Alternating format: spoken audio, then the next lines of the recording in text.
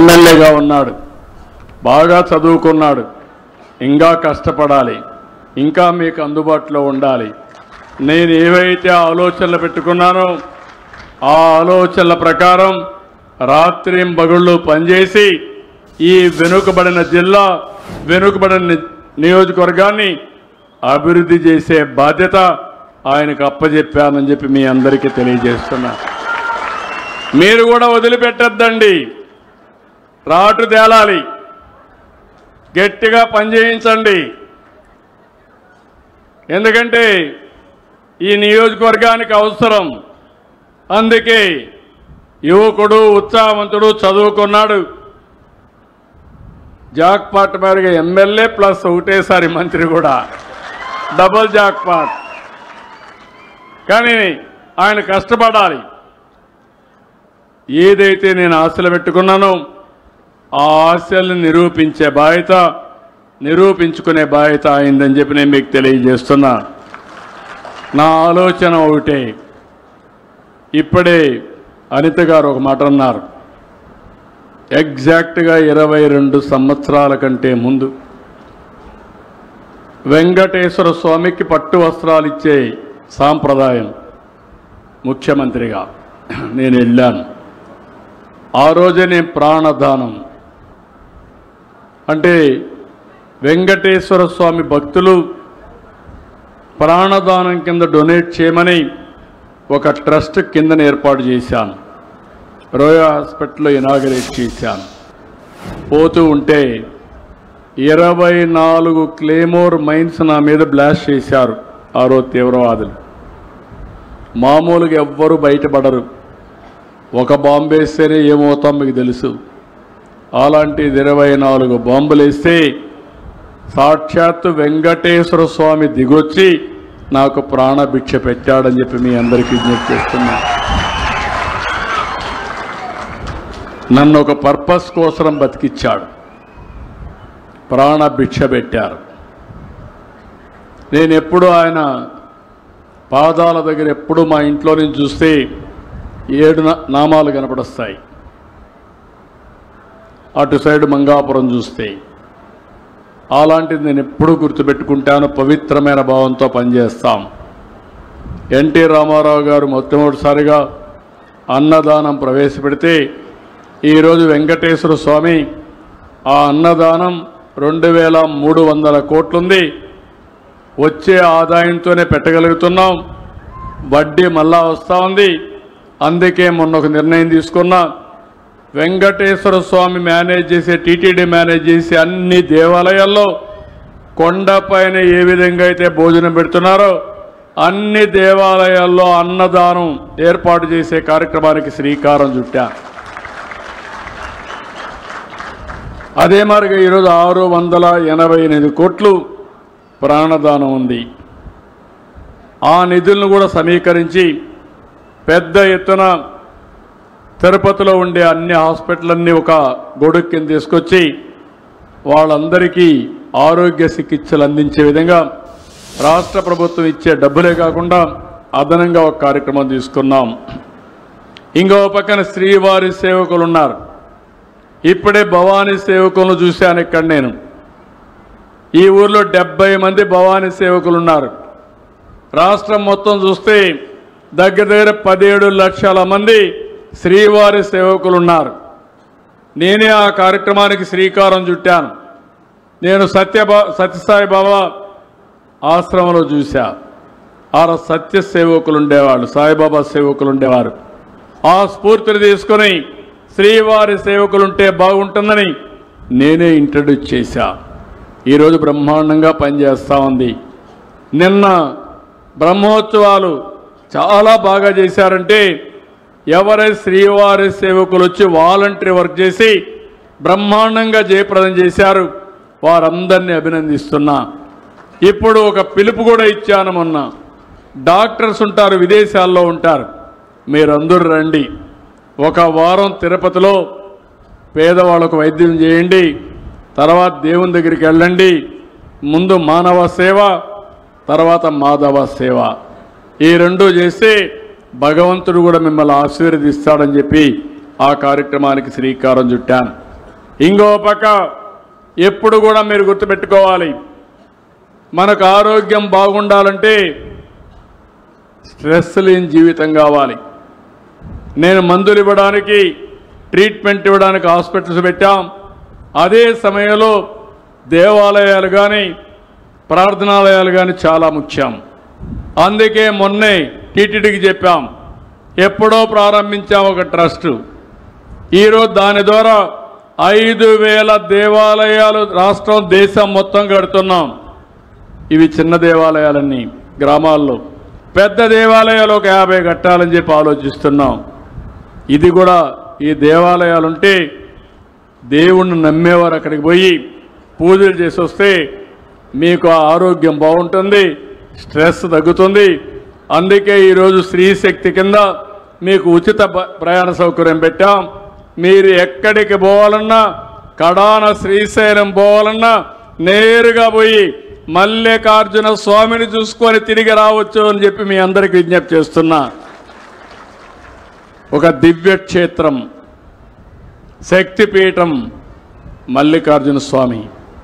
2 శక్తిపీఠాలు ఉన్నాయి, దేశంలో ఎక్కడా లేవు. ఒక్కొక్కరికి ఒక విశ్వాసం ఉంటుంది, వాళ్ళ విశ్వాసాలని గౌరవిస్తున్నాను.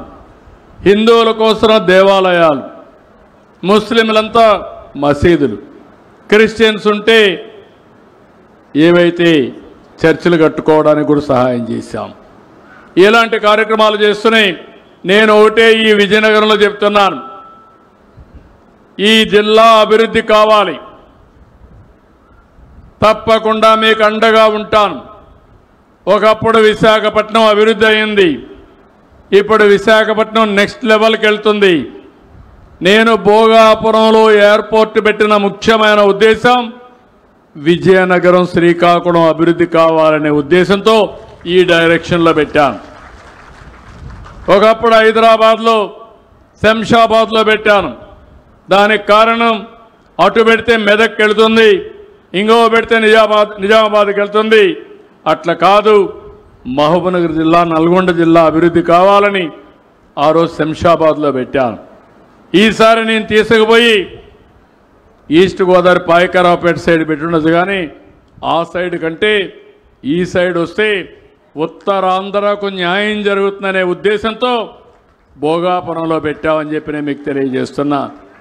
ఆ ఎయిర్పోర్ట్ కూడా నాశనం చేశారు. ఎప్పుడో ప్రారంభం కావాల్సిన ఎయిర్పోర్ట్ డిలే అయిపోయింది. నేను వస్తానే మళ్ళీ ట్రాక్లో పెట్టాను. ఈ ఉత్తరాంధ్రకు సంబంధించిన వ్యక్తి రామ్మోహన్ నాయుడు ఈరోజు కేంద్రంలో మంత్రిగా ఉన్నాడు. ఆయన్ని కూడా మంత్రిగా చేసుకున్నాం.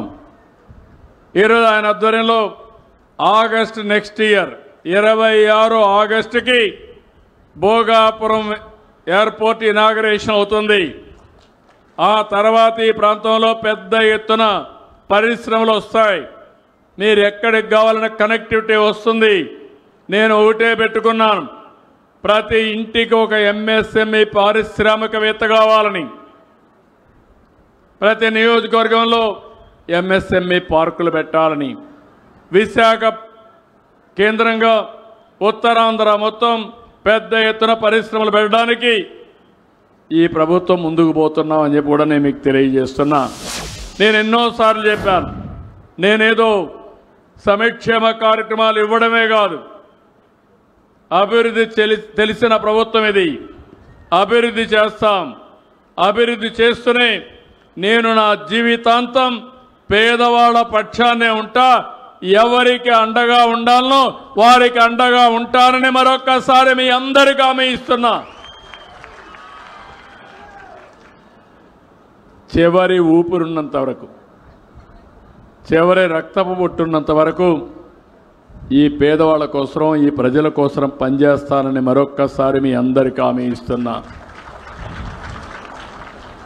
అందుకే నేను సంక్షేమమే కాకుండా అభివృద్ధి చేస్తూనే మీ అందరికీ కష్టాలు లేని సుపరిపాలన. ఈరోజు మీరు చూసుంటారు, ఇప్పుడిప్పుడు ఏ పని కావాలన్నా ఆఫీసుకు పోయే పని లేదు. ఇంకా అన్నీ సెల్ ఫోన్ ద్వారా చేసుకునే అవకాశాలు వచ్చేస్తున్నాయి. లంచాలు ఇచ్చే పని లేకుండా చేయాలని ఆలోచిస్తున్నాను. అది కూడా మీ అందరికీ హామీ ఇస్తున్నా. మీరు నాతో సహకరిస్తే ₹1 లంచం లేకుండా సుపరిపాలన ఇచ్చే బాధ్యత నాదని మరొకసారి మీ అందరికీ హామీ ఇస్తున్నా. రోడ్లు వ్యవస్థ బాగుండాలని, ఒకప్పుడు గుంతలు పడిన రోడ్లు, ఈరోజు అన్ని గుంతలు పూడ్చాం. ఈరోజు రోడ్లన్నీ బాగు చేస్తాం, రవాణా సౌకర్యాలని బాగు చేస్తాం, అభివృద్ధికి పెద్దపీట వేస్తామని కూడా మీ అందరికీ తెలియజేస్తున్నా. ఇలాంటి కార్యక్రమాలు మనం పెట్టుకొని ముందుకు పోయినప్పుడు నేను ఇచ్చే సంక్షేమం చేసే అభివృద్ధి వల్ల కొంతమంది పైకి వస్తారు. అదే సమయంలో నేను ఒక పిలిపిచ్చాను, P4 అని. అంటే బంగారు కుటుంబాలు, పేదవాళ్ళందరినీ ఐడెంటిఫై చేశాం. సమాజంలో అట్టడుగు నుండి 10 లక్షల కుటుంబాలను ఐడెంటిఫై చేశాం. సమాజంలో పైకొచ్చిన వాళ్ళని మార్గదర్శకులుగా ఎంపిక చేశాం. వీళ్ళు 1,00,000 మంది అయ్యారు. 1,00,000 మంది 10 లక్షల మందిని దత్తత తీసుకుంటున్నారు. ఈరోజు ఏ విధంగా చేస్తారో వాళ్ళు మీకు ఒకసారి చెప్తారు. నేను ఎందుకంటే సమాజాన్ని అభివృద్ధి చేయడం, పేదరికాన్ని నిర్మూలించడం నా ఒక్కరి బాధ్యతే కాదు. సమాజం వల్ల పైకొచ్చిన ప్రతి ఒక్క వ్యక్తి కింది వాళ్ళను కూడా పైకి తీసుకొచ్చే బాధ్యత తీసుకోవాలి. అలాంటి కార్యక్రమానికి శ్రీకారం చుట్టాం. ఇది దేశంలో మొట్టమొదటిది. ఇది జరిగితే ఆర్థిక అసమానతలు తగ్గించి మెరుగైన జీవన ప్రమాణాలు మీకు ఇవ్వడానికి ఉపయోగపడుతుంది. నా ఆశయం ఒకటి, 2047, ఇప్పుడు 25లో ఉన్నాం. 47 అంటే 22 సంవత్సరాలు. 2000లో నేను విజన్ 2020 తీసుకొచ్చాను. ఆ రోజు మన ఆంధ్రప్రదేశ్ రాష్ట్రానికి. ఈరోజు హైదరాబాద్ దానికి నమూనా, దానికి సాక్షి. ఈరోజు 47కు నేను ఏదైతే తీసుకొస్తున్నానో ఎవ్వరికి అనుమానం అవసరం లేదు. మీరు ఒకటే చేయాల్సింది, నేను చెప్పేది మీరు అర్థం చేసుకోండి, మీరు కూడా అనుసంధానం కాండి, దీన్ని ఆచరించండి. తప్పకుండా మీ అందరూ పైకి వస్తారని చెప్పి మీ అందరికీ విజ్ఞప్తి చేస్తున్నా. అట్లా కాకుండా కొన్ని పార్టీలు ఉంటాయి, వాళ్ళు చెయ్యరు, వేరే వాళ్ళు చేస్తూ ఉంటే చేయనియరు, తప్పుడు వార్తలు వేస్తారు,